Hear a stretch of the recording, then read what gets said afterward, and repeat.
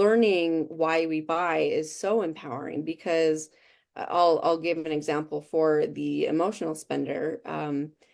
They are motivated by the feeling, the need to belong, the need to have self-esteem. It's hard work, and our brain it wants to conserve energy. And so if it has the choice between solving all of your problems and going and buying something, it's going to go buy something. And we've basically eliminated all barriers to buying. I mean, now we have one-click buying, it's on our phones. We're being marketed to 24/7. And so we really do need to be, we need to be understanding what triggers us because we don't want to be at the mercy of commercials and ads and marketers. Hey there, I'm Kaylin Wood, and this is Money Matters for Moms, the show where busy moms turn overwhelm into abundance. Each week we'll talk side hustles, saving hacks, wealth tips, and some energy tips to help make it all stick. Real tools for real financial freedom. No ramen required. Hi, I'm Kaylin Wood, holistic finance coach. I help busy moms make friends with their money so they can live an abundant life now and save for a beautiful future. I'm here today with Mary Ann Stenquist. Mary Ann is a spending coach. Her mission is to teach others how to become unshoppable, to learn why we shop, what triggers the need to shop, and how to stop. Welcome, Mary Ann. Thank you. I'm so excited to be here. We just can talk money all day, can't we? So Absolutely. Can you tell us a little bit about your journey and how you became a spending coach? sure. I have struggled with overspending for years, and I tried every budget approach out there. I read every article, every book I could get my hands on, and nothing helped. And so, traditional advice is make a budget and stop spending, but I just felt like I couldn't stop spending. And so instead of looking at where my money should go, I decided to look at where my money was actually going. And that's where I saw that I was doing a lot of unintentional or unplanned spending. And it really opened my eyes to before I felt like, we were living paycheck to paycheck, but really we were just unintentionally overspending. And so that was eye-opening, and it made me empowered to say I have so much that I can do with my money that it's not being spent unintentionally. Why don't I redirect it to being intentional? But that required a lot of soul searching and a lot of understanding why we buy. And that's how it kind of started, how to become unshoppable, how to overcome that urge to spend. Well, sometimes spending feels like a need, especially for women, instead of a want. So why is that? Yes. So, and that's actually what cued my interest was it felt like such a need for me. They would just say stop spending, and well, it's not like switching off a light switch. And I did. I wanted to understand why we buy, and I did research. I looked in books, and the information that's out there is more tailored toward marketers and helping consumers buy. And so that doesn't help us because we're on the consumer end. And so I started just doing my own research because I love learning about why we do things and the psychology of things. And that's when I really stumbled upon what really triggers that urge to spend. It's an emotional urge, and it's a need that's not being met. And for one, we're not taught how to deal with our emotions. So that's a problem that everyone deals with, but especially with overspending. If you're not overspending, you're probably doing something else. But for us that struggle with overspending, it is really difficult. And it's the problem, I wouldn't say problem, it's an issue that is easily hid, and it's also overly shamed. And I feel like that's why women, mostly women that who I work with, and men as well, but women were guilted and shamed into the spending we do, and yet it's glorified and glamorized in society. So it's this double-edged sword. You can spend but not too much.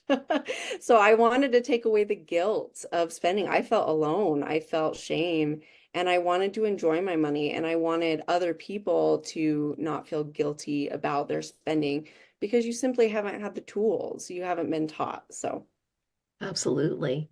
Now, you've identified six different types of spenders. Can you talk a little bit about each of those? Yes. So when I was looking at my own spending, I started noticing trends and patterns in my spending. All the times I was buying on impulse, or all the times I was buying on a for a bargain. And it made me think, are these trends and habits of overspending, are they unique to me and my spending, or are they unique to all spenders? And so I kind of just sent out a bunch of questions to people, and I just said, where do you fit? Do you identify with these types of spenders? Because that's how I identified with. And they said yes. So I got really, really good feedback. So I have identified six primary spending types, and they're your main trigger to spend. Now, technically all of us are different types of spenders, but your spending type is the one that is most tempting for you, what gets you to buy most often. So the six types, there's the necessity spender, and I'll just explain them as I go through them. So the necessity spender, they spend most of their money on items needed for the household and family members and close friends, and they don't spend a lot on those impulse purchases.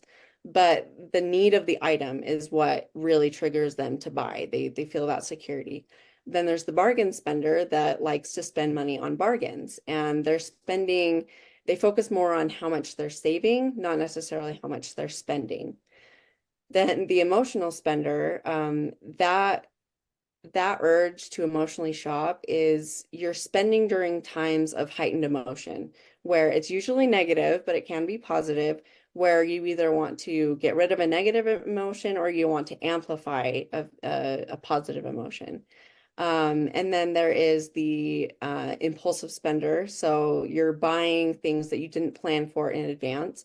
Now, the items you tend to buy with impulsivity is usually there's an element of scarcity, or it has a unique characteristic that just gets you to make that impulse purchase. And then we have the passive spender, and they are people that aren't necessarily motivated by money. Now, that's not to say they aren't motivated by anything, but money isn't intrinsically motivating for them. So they will buy something because money is not worth as much as that thing they want. And then the saving spender is kind of a combination of a saver and spender. We all go through periods of more spending or more saving, but the saving spender, it's cyclical. So they go through periods of saving, intense saving, and then intense spending because you feel so guilty about your spending, you save. So those are the six primary types, spending types. And then my lead magnet is identifying your primary spending type through a 10-question quiz that basically asks you these different questions so you can identify the spending type that most triggers that urge to spend. So somebody could be a couple of different kinds of spender, right? You're not necessarily just one. Yep, right. I am all of them. I mean, I based this quiz off of me. And I actually created a second quiz for business owners. And it's interesting because as a business owner myself, the same person can be two different types because of different needs in the business and different needs personally. So yes, you can be all of them. And technically all of us are all different spending types. So the purpose of the spending type quiz is to help you identify your primary one, because I felt very overwhelmed with where to start with my spending. And it was just overwhelming to start tracking all my spending because I just was so hard on myself, and I was just guilting myself into, oh, what are you doing? You shouldn't be doing that. And so I wanted to simplify it so that you could start with one area. And then once you identify and do that soul searching per se with that one, then you're encouraged and you're motivated to see, well, what other things am I triggered to buy? Great. Now, you were talking a little bit about the psychology of this and how marketers understand our psychology. So once you figure out your own spending type, then are you able to kind of counteract that? Yes, yeah. And that's something that I was actually empowered by. I thought the brain and the body are so powerful. Why can't we use these powerful urges to our advantage? I just felt like such a victim to this spending urge, and I didn't want to be a victim. And so, learning why we buy is so empowering because I'll give an example for the emotional spender. they are motivated by the feeling, the need to belong, the need to have self-esteem. And so the items they buy, you're almost buying that self-esteem, you're buying that respect in a sense. Now, once I identified that the item wasn't the thing that was making me happy. It was actually the underlying need. So I was feeling good about the items I bought. I was feeling self-esteem when I wore them or when I imagined who I was going to be in them. Which ironically, I was buying these items while I was in sweatpants and slippers. I wasn't being that person, but it empowered me to realize it's not the item that's going to bring that happiness. It's the underlying need. And all of these spending types, they go back to Maslow's hierarchy of needs. They're basic needs that we all need to thrive. And each spending type has its own need that it almost supersedes it all. And I remember very clearly learning about Maslow's hierarchy of needs, and it was you have to meet the bottom needs before you can meet the top. And the bottom needs are things like food, water, shelter, and human relations. And in the past, hunter-gatherer days, you did need those things to survive. Otherwise, you wouldn't. But now in today's day, we don't, not all of us have that need anymore. And so our brains are still fighting for that optimal survival. And so emotions that would have triggered that response to search for food, water, shelter, and human relations are now searching for things to thrive. And it's going to go to the fancy, shiny objects that are more fun and we want the shelter, but we want the best shelter we can get. It's a catch 22. So with that, it just is empowering to realize why we are triggered to buy. And once we understand that, then we can change the habit at the source rather than just putting a Band-Aid over an open wound. You're not ever gonna heal it. You have to heal it at the source. Right. So instead of meeting your need for approval by buying something, then you can do something different that would meet that need, and then you don't need the item. Yep. And it's hard work and our brain it wants to conserve energy. And so if it has the choice between solving all of your problems and going and buying something, it's going to go buy something. And we've basically eliminated all barriers to buying. I mean, now we have one-click buying, it's on our phones. We're being marketed to 24/7. And so we really do need to be we need to be understanding what triggers us because we don't want to be at the mercy of commercials and ads and marketers. They're always going to advertise to us and they're not evil. We just need to become empowered ourselves to learn what triggers us uniquely to spend and then guide our life accordingly. Right. That's great. So, what would something that attendees could start doing today to make some changes to their spending? So I recommend to track spending habits. Now, this is different than tracking your spending. So tracking your spending, you're usually writing the date and where you purchased your items and then the amount spent. In tracking your spending habits, I teach you how to just track your impulsive purchases or the unintentional purchases because just tracking your spending, how much you spent, doesn't capture that you on your way or on your grocery trip, you bought seasonal decor. You bought a candy bar because you felt like you deserved it. There's a lot of impulsive or unintentional purchases. I shouldn't say impulsive because that's a spending type. There's a lot of unintentional or unplanned purchasing that happens in all of our spending and we just don't catch it. And so we're really highlighting in the store, what am I purchasing? And the best way to do that is by tracking your spending habits. And so the way I teach that is really simple. You keep your receipts or you can take a picture of them. They have virtual receipts now, so it's easy. But what I like you to do is bare minimum is just mark the items that you purchased that weren't planned for in advance because that way when you're looking back at your purchasing you can say, oh wow, I buy a candy bar every time I go. For me it's Cutler's cookies. I buy a cookie every time I go to the grocery store. And so you just start to see all of those things that are happening and you can see those trends start to, come to light. And that's where I recommend starting because you're really trying to capture what's happening inside the store. That's the closest we can get to like what's happening in your mind before we work together and we go through the deep work. Got it. And so if women are keeping track of their spending and they realize that they're spending more unintentionally than they intended, which I guess is obvious, but if they wanted to fix that, then where would you recommend they start? Yeah, so that's something you can start doing today. But if you're wanting to fix that, I would recommend taking my quiz. It's free. It's 10 questions and it's your spending type quiz. And that identifies your primary spending type, one of the six I talked about. Now we discussed that you can be all of them, but the questions are tailored to where it's what do you find that you're doing the most often. So, and you can take it as many times as you want if you're curious about what's your second, what's your third. And so taking the quiz really helps you identify your primary spending type.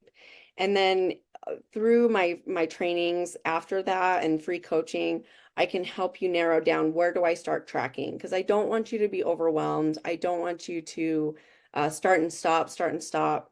I want you to just do what you're able to do as busy moms and just start with one step. And every time it can be overwhelming to want to fix everything all at once, but every time you're making effort to move toward a habit that you want, that is progress. So you don't have to go from 0 to 100. You just have to start learning those habits that have been ingrained for years and years. It's not your fault. It's just you're becoming aware of them. So that's what I would recommend is once you've identified you've started becoming aware of your spending habits, I would take the quiz or do the quiz first just to get an idea of where to start looking. Great. Now, I was wondering, since people tend to be in relationship with people who are different from them, would it be helpful for the women's partners to take it as well? Absolutely. I think everyone should take it, kids and everything, because spending it's almost an identity for people and it can be. And unfortunately, it's like, oh, you shouldn't have done that. You shouldn't have done that. And we focus so much on what's being bought and how much is being spent that we don't look at what's the need not being met. And that can be very empowering as a partner or as a friend to be like, they're wanting to belong. They're wanting to feel security, financial security. How can I create that for them without them feeling they need to go elsewhere to get that security met? So I think having, like you said, having your partner or someone take it that's close to you, that helps everyone. Just know what needs are important to people. Right. Great. So one more question for you. If you could only tell women one thing, what would it be? I would say I I want you to stop feeling guilty and start giving yourself grace. That I know that what drove me through this journey was I was feeling so guilty and I was at a point emotionally so low. I was experiencing postpartum depression and I was so low that I couldn't guilt myself into doing anything. I was just so low. And that's why I wanted so desperately to have an approach that I was motivated to do because I couldn't guilt myself into overspending. I had already done that. And so stop guilting yourself about things that have happened in the past. This approach is to make you look at today forward and what the future you want. And then I want you to be able to feel good about your spending again and then put that money toward things you enjoy. You really do have a lot of options when you make your spending intentional. So I just want this to be a message of hope that I've been where you are and you're not alone, and there's hope for everyone. So come join my community and we'll just work it out together because we're not meant to do this alone. Absolutely. And speaking of doing things together, thank you for being here. I really enjoyed spending time with you. Thank you so much. This was so fun. Thanks for tuning in to Money Matters for Moms. I hope today's episode left you inspired to take one little step forward. Check out the resources in the show notes and share this with another mom who's ready to thrive. You've got this, because abundance is easier than you might think.